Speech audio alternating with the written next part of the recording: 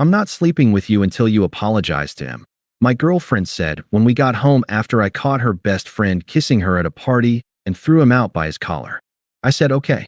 Packed my bag the next day while she was out with him. Left a note. Sleep with him then. A week later, she showed up crying at my door. I didn't open it. Hey viewers, this channel is demonetized. My ability to keep creating these stories is officially in your hands. I want to keep producing, but I need your direct support to stay in business. If you want these videos to stay on your feed, join the Patreon below. You're the only reason I can keep doing this. The party was in full swing when I noticed it. 30-some people packed into a house, music thumping, drinks flowing. Jenna was in her element, laughing, floating from group to group. And Kyle was everywhere she was. I'd known about Kyle since the beginning. The best friend from college. The one she called like a brother. I'd accepted it because I trusted her, and because every time I raised an eyebrow, she made me feel like I was the problem. Too sensitive. Too jealous. So I'd learned to swallow the unease and call it maturity. But that night, something was off. Kyle's hand was on her waist again, lingering. His mouth by her ear, whispering things I couldn't hear. She'd laugh, tilt her head toward him, never step back. I watched it happen 3 times before I finally walked up to her. Can I talk to you for a second? She gave Kyle a little shrug and followed me toward the hallway. I kept my voice low. Kyle's been glued to you all night. What's going on? He's like a brother, she said, already annoyed. He's going through a breakup. Let him lean on me. It's not leaning. The hands, the whispering. It's a lot. Don't be that guy, David. The jealous boyfriend. It's not a good look. I'm not jealous. I'm noticing. She patted my chest like she was calming a child. Notice less. He's family. Let me be a good friend. I looked at her. I could have pushed, but we were at a party. People were watching. I nodded. Fine. She walked back to Kyle. He looked at me over her shoulder and didn't smile. I went to the kitchen to grab another drink. That's when I saw it. Kyle had Jenna backed against the counter, one hand cupping her jaw. Their mouths together, not a peck, not a drunken mistake. A real kiss. Slow. Intentional. Her eyes were closed. She wasn't pushing him away. Something cold clicked into place in my chest. I didn't yell. I crossed the kitchen, grabbed a fistful of Kyle's collar from behind, and yanked him backward. He stumbled, choking, clawing at his throat. I dragged him through the living room. People gasped. Phones came up. Someone shouted. Kyle was screaming, "Get off me!" Jenna was shrieking, "David, stop!" I opened the front door and threw him onto the lawn. He hit the grass hard, rolled, came up sputtering. You're insane. I closed the door. The party was silent. Every eye on me. Jenna stood frozen near the hallway, her face pale. I grabbed my keys. We're leaving. She didn't argue. She grabbed her purse and followed me out. The car ride was worse than the party. Silence, thick and heavy. Streetlights sliding across her face. She stared out the passenger window, arms crossed, jaw tight. She wasn't crying. She wasn't explaining. She was angry. I finally broke the silence. Start talking. She didn't turn around. What's there to talk about? You just humiliated me in front of everyone. He kissed you. He was drunk. He's heartbroken. It was a stupid moment. You turned it into a scene. I kept my eyes on the road. Why did he think he could kiss you? She didn't answer. Jenna, men don't just kiss women out of nowhere. Something made him believe that was allowed. What was it? Her voice sharpened. Because he actually listens to me, David. He asks how I'm feeling and actually hears the answer. He doesn't go cold and logical and remote. He's present in a way you haven't been in a long time. The words landed like a punch. So this is my fault. I'm not saying it's your fault. That's exactly what you're saying. You're telling me your friend kissed you because I wasn't emotionally available enough. She didn't answer. The silence did the work for her. All those times you vented to him about how cold I am. Were you also coming home and telling me what you needed? Or were you saving the real conversations for him and giving me the scraps? Her reflection in the window said everything. That's what I thought. You don't get to do that, she snapped. I've been lonely for months. You didn't notice. Or you didn't care. Either way, the result is the same. So the solution was Kyle's mouth on yours. Screw you. No, screw you. I didn't raise my voice. A man kissed my girlfriend, and instead of a single word of apology, you've spent this whole drive defending him and attacking me. Do you understand how insane that is? She stared at me. For a second, I thought I'd broken through. Then her face hardened again. I'm not going to feel guilty for being honest. If you can't handle that, it's your problem. That was it. The woman I'd loved for 3 years had just shown me exactly who she was. I said nothing for the rest of the drive. I pulled into our complex, parked, and killed the engine. She got out first and walked inside. I sat there for a moment, hands on the wheel, the engine ticking as it cooled. I thought about the weekend I'd spent sleeping in a hospital chair after her surgery. The credit card debt I'd quietly paid off so she could breathe. The friend I'd distanced myself from because my closeness to another woman made her uncomfortable. And through all of it, Kyle was the sacred exception. Always touching. Always whispering. Always defended. I got out of the car. The night air was cool and clean. I walked up the stairs to our apartment. The door was open. Jenna was standing in the bedroom doorway, arms crossed, waiting. She had something to say. I could feel it. I was not prepared. I walked into the apartment and found her in the bedroom doorway, arms crossed, still wearing that expression of righteous certainty.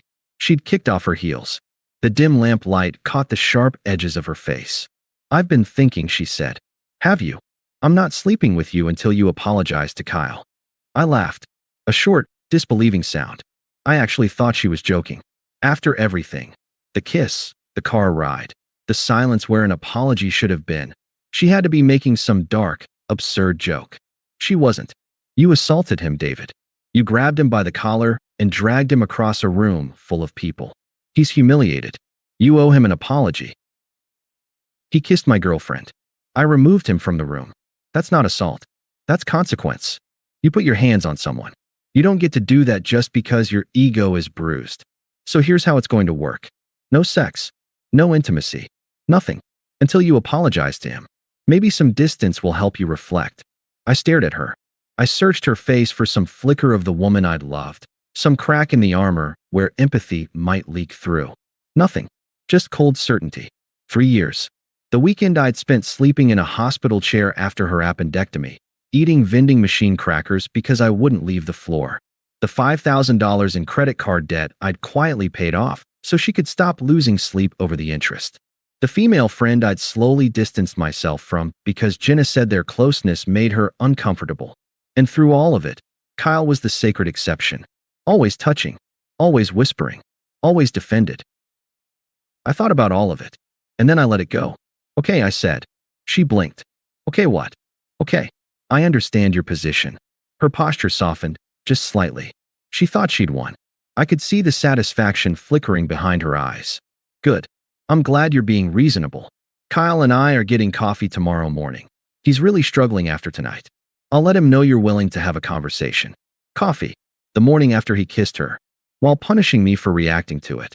I turned around, walked to the living room, and closed the bedroom door behind me. I slept on the couch that night. Or tried to. Mostly I lay there in the dark, listening to the refrigerator hum, feeling 3 years of my life quietly detach from my chest. I heard her alarm at 8. The shower. The closet doors. At 9:15, she walked into the living room, dressed and made up. "I'm heading out. Kyle's waiting. We can talk when I get back." I looked at her from the couch and said nothing. She waited a beat, gave a small, tight shake of her head, and walked out. The door clicked shut. Footsteps on the stairs. An engine starting. Then silence. I got up. I called my brother first. Luke was 3 years younger, a remote software developer with a spare bedroom. He picked up on the second ring. "I need to store some stuff at your place. Maybe stay for a bit. Can you be home in an hour?" A pause. "Yeah. You okay?" "Not yet. But I will be." I called the landlord next, explained I was moving out, and arranged to pay my half of the remaining lease while removing my name from the paperwork. 15 minutes. Done. Then I started packing. Clothes from the closet. Toiletries from the bathroom. The small objects of daily life, swept into bags without ceremony. I left her things untouched. Her shampoo, her hairdryer, her clutter on the counter. I wasn't making a statement. I was just removing myself. While clearing the shared desk, I saw it. Her old phone, the one she'd replaced 6 months ago, still plugged in behind the desk lamp.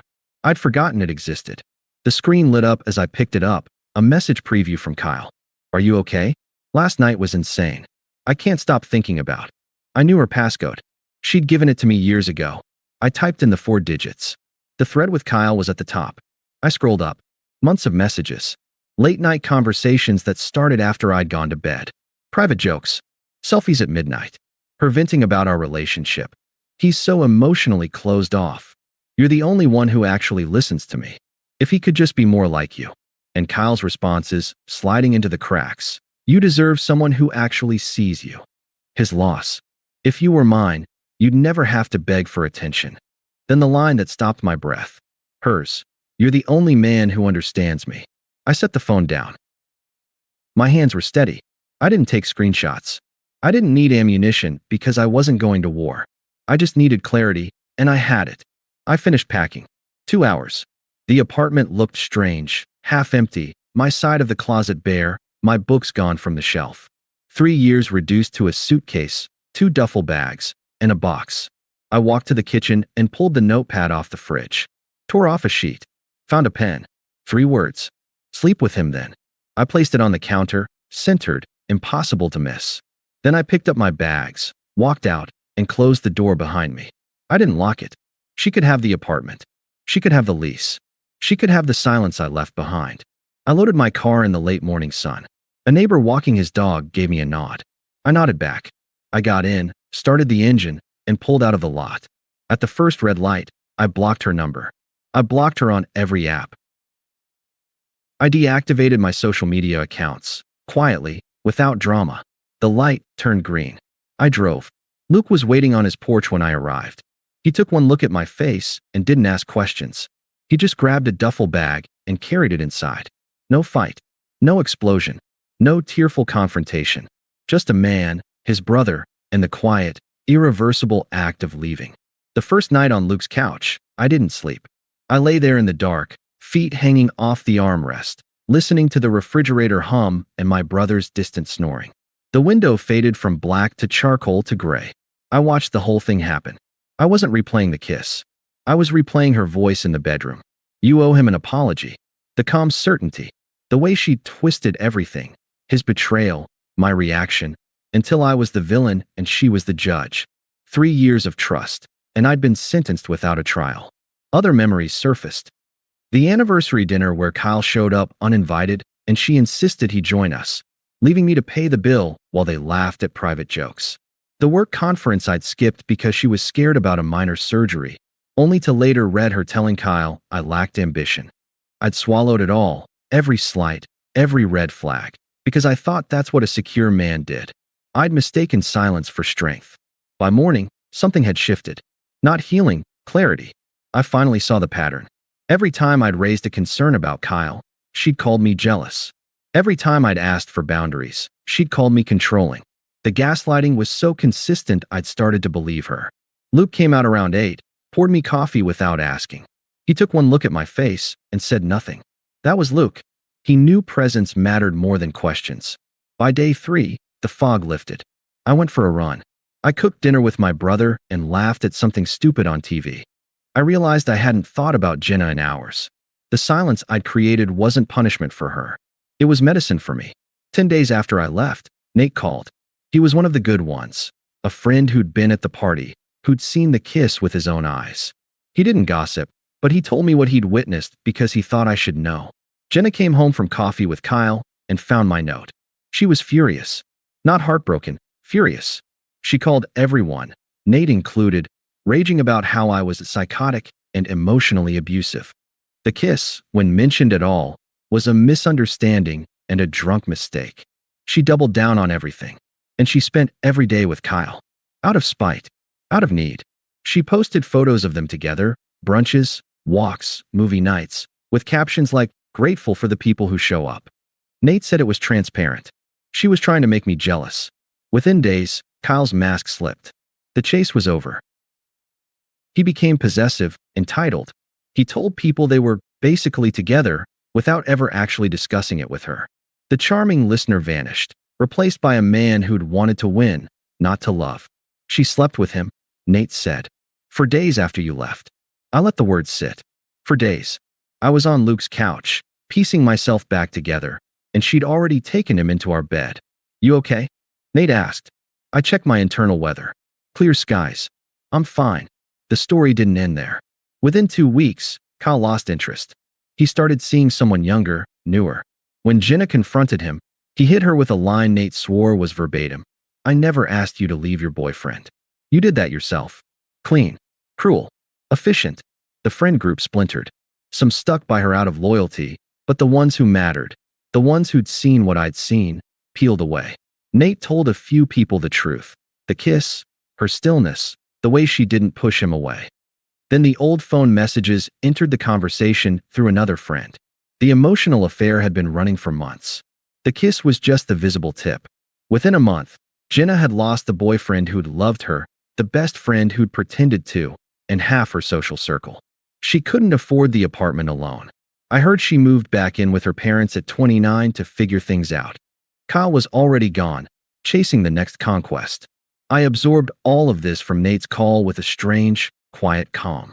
I didn't feel vindicated. I didn't feel vengeful. I didn't need to call her or post a cryptic status. That would have meant I still cared. That night, I cooked dinner with Luke. We made pasta, nothing fancy. We ate on the couch. We watched an action movie with too many explosions. I laughed at a scene where a car blew up for no reason, and Luke laughed at me laughing. I slept well. No dreams.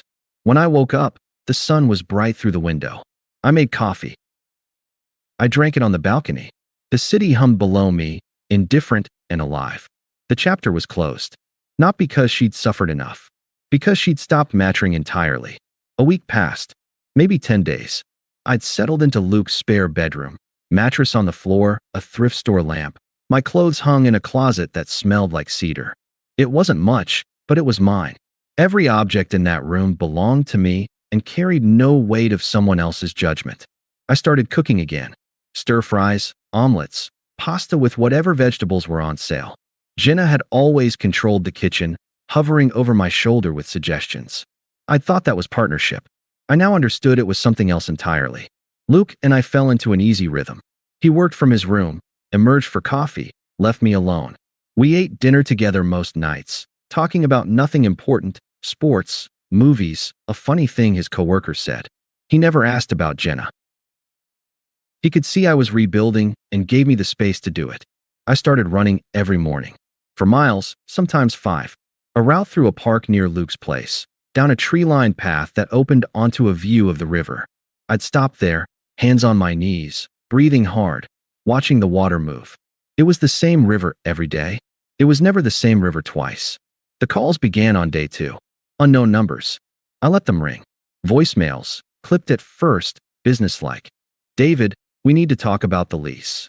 I deleted them. By day 5, the tone shifted. Please. I know you're getting these. I just want to talk. Deleted.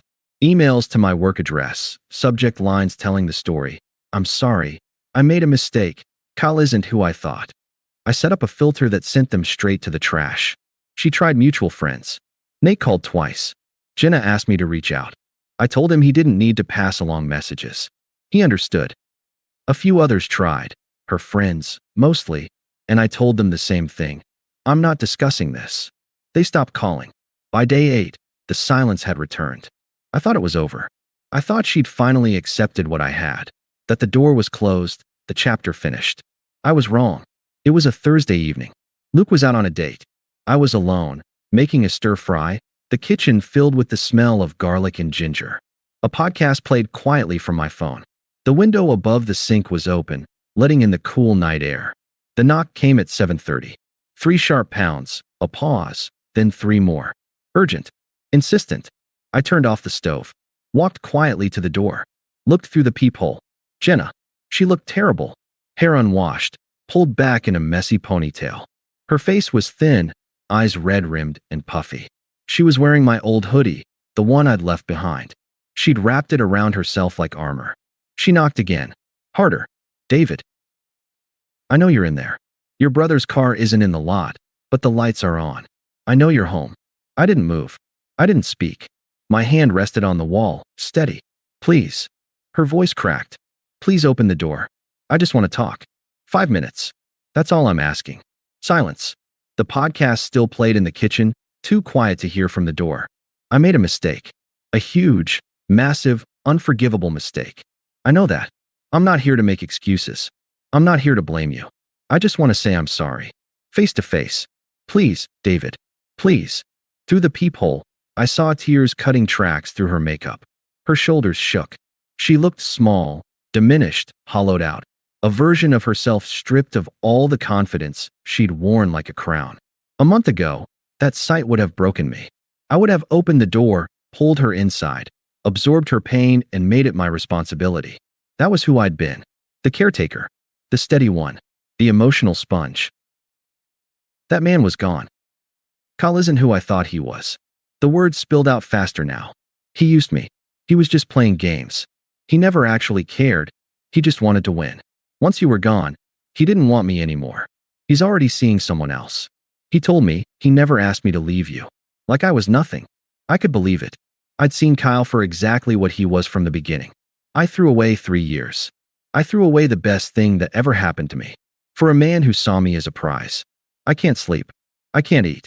I'm staying at my parents' house because I can't afford the apartment and I can't stand being there alone. It's like you died. It's like I killed you and now I have to live in the grave. She pressed her palm against the door. I heard the soft thud through the wood. I'm choosing you now. I should have chosen you before, at the party, in the car, in the bedroom. I said horrible things. I was defensive and scared and so deep in my own lies I couldn't see what I was doing. But I see it now. I see all of it. Please let me choose you. I closed my eyes. I waited for the emotion to come. Grief, anger, pity, anything, nothing. I opened my eyes and looked through the peephole again. She was still there, forehead nearly touching the door, crying silently. Please, she whispered. I'm begging you. I didn't open the door. A long silence stretched between us. I could hear her breathing, ragged and uneven. I could hear her shift her weight. I could hear the moment when something inside her snapped. Are you even listening to me? Her voice changed. The tears were still there, but something harder bled through, a familiar edge. I'm standing out here humiliating myself, begging, crying, and you're just standing there like a stone wall. Do you even care? Do you feel anything at all? I didn't answer. You're so fucking cold. She slammed her palm against the door. You've always been like this. So calm, so controlled, so above it all. This is exactly why I went to Kyle. At least he showed me emotion. At least he acted like he wanted me. You're just an empty shell pretending to be a person. The mask was off. The apology had lasted less than 3 minutes before curdling back into the same accusations. She hadn't changed. She hadn't learned anything. She'd just run out of options and circled back to the one person she thought would always take her in. You never loved me. If you loved me, you'd open this door. You'd fight for me. But you don't care. You never cared. You just wanted a girlfriend who made you look good. And when things got hard, you disappeared. Through the peephole, I saw her face twisted, grief and fury tangled together, tears still falling, anger radiating off her. She looked exactly like the woman who'd sat on the edge of our bed and told me I owed her best friend an apology. I turned around. I walked back down the hallway, past the kitchen, past the cooling stir-fry, past my running shoes by the door. I walked to the far end of the apartment, to the balcony, and stepped outside into the cool night air. The city spread out below me, lights glittering, indifferent and alive. Behind me, I could still hear her knocking, fainter now, less frequent. Then silence. Footsteps retreating down the stairs. A car door. An engine. Then nothing but the distant hum of traffic and wind in the trees. I stayed on the balcony for a long time. Long enough for the stir-fry to go cold. Long enough for Luke to come home, take one look at my face, and decide not to ask. The last thing she ever said to me was through a closed door. And I never answered. Months passed. They passed quietly, the way time passes when you're no longer at war with your own life. I found a new apartment in the spring. A one-bedroom in a neighborhood I'd always liked but never considered because it was too far from Jenna's work, too inconvenient for her social circle. I chose it in a single afternoon, signed the lease without hesitation, and moved in on a Saturday with Luke's help and a rented truck. The first night in my own place, I sat on the floor of the empty living room and ate pizza straight from the box. No plates, no napkins, no one telling me I was doing it wrong. The walls were bare, the furniture sparse, and the silence was entirely my own. It felt like the first deep breath I'd taken in years. I got the promotion at work, the one I'd been passed over for twice, the one Jenna said I was too risk-averse to pursue. My new boss called me unflappable. I didn't tell him how I'd earned that particular skill. The social circle rebuilt itself. Some friends drifted away, the ones who'd always been more hers than mine. Others stayed. Nate became a closer friend than he'd ever been, and I found myself at his place for game nights and barbecues, laughing without weight. I made new friends too, a guy from work who played guitar, a couple from Luke's climbing gym, people who'd never met Jenna, people who knew me only as I was now. I dated. Nothing serious at first. Coffee with a woman from accounting, drinks with someone I met at a concert. It felt foreign and clumsy and unexpectedly light. I wasn't carrying the wreckage of a failed relationship into every conversation. I was just present, open to whatever came next. Jenna faded. There were echoes. Nate mentioned she'd moved back in with her parents for good, changed jobs, been seen at a few parties with a new guy. I absorbed the information without feeling it, like hearing about weather in a city I'd never visit again. One night at a party, someone mentioned her name. A woman I vaguely recognized. "She's doing better," she said carefully. "In case you were wondering." I nodded, picked up my drink. "That's good." Then I walked back to the living room and joined a conversation about a movie I'd seen that week. It was a good conversation. I laughed at something someone said and didn't think about Jenna again for the rest of the night. Not on the drive home. Not when I unlocked my door. Not when I got into bed and turned off the light. I thought about my run tomorrow. Whether I'd push for 5 miles or take it easy at 4. I thought about a project waiting for me at work. I thought about a woman I'd been texting. Nothing serious yet, but a door I was willing to open. I thought about my life. My quiet, steady, peaceful life. The one I'd built from the wreckage of a 3-year relationship that ended with a kiss in a kitchen and an ultimatum in a bedroom and a note on a counter with 3 words that said everything. "Sleep with him then." She did. And it cost her everything. I didn't take anything from her. I didn't punish her. I didn't orchestrate some revenge. I just stopped being available to lose. I closed the door, the literal one, the metaphorical one, all of them, and walked away. The last thing she ever said to me was through a closed door. The last thing I ever said to her was written on a piece of paper. As it turned out, that was all either of us needed. I closed my eyes. I slept. I didn't dream about her. And in the morning, the sun rose over my new neighborhood, and the river kept moving past the park, and I laced up my running shoes and stepped out into a day that was entirely my own. She stopped coming by after that night. The knocking, the calls, the emails, they all tapered off into something quieter, something that eventually became silence. I didn't check, didn't wonder, didn't ask. I just let the absence settle around me like a room I'd finally stopped needing to leave. A few weeks later, Nate mentioned she'd moved back in with her parents for good. The lease on our old apartment had run out, and she couldn't afford it alone. She told a few people that I'd abandoned her, that I was cold and heartless, but the narrative didn't stick the way it used to. Too many people had seen the truth. Too many people had watched her parade Kyle around before he discarded her. The sympathy she'd once commanded had dried up. "Heard she's looking for a job in another city," Nate said one night over a beer. "Fresh start, maybe." I nodded. I didn't feel satisfaction. I didn't feel anything at all. That was the strangest part of it. The total emotional vacancy where Jenna used to be. For 3 years, she'd occupied so much space in my head. Her moods, her needs, her constant reframing of reality. And now there was just room. Quiet, open room. I could think about my own day without bracing for someone else's reaction.